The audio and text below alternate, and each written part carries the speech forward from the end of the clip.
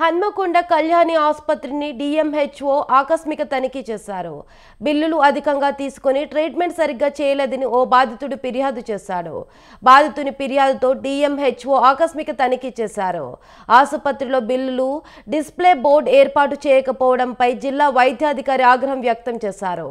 కళ్యాణి ఆసుపత్రికి నోటీసులు ఇవ్వాలని సిబ్బందికి ఆదేశాలు జారీ చేశారు.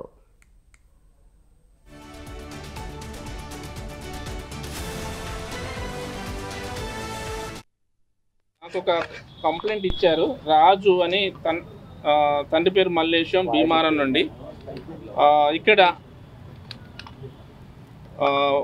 రికవరీ అయిన తర్వాత కూడా కావాలని కొనసాగించిండ్రు. మమ్మల్ని చాలా ఇబ్బంది పెట్టిండ్రు, డబ్బులు ఎక్కువ వేసిండనే ఇది కంప్లైంట్ చేయడం జరిగింది.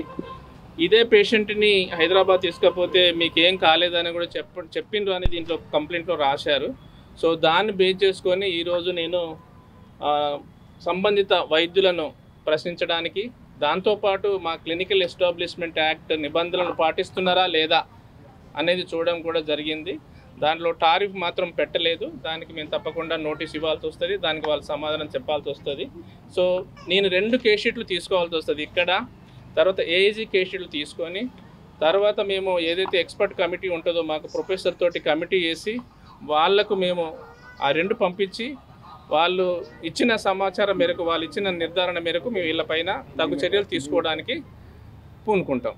నాకు ఒక కంప్లైంట్ ఇచ్చారు. రాజు అని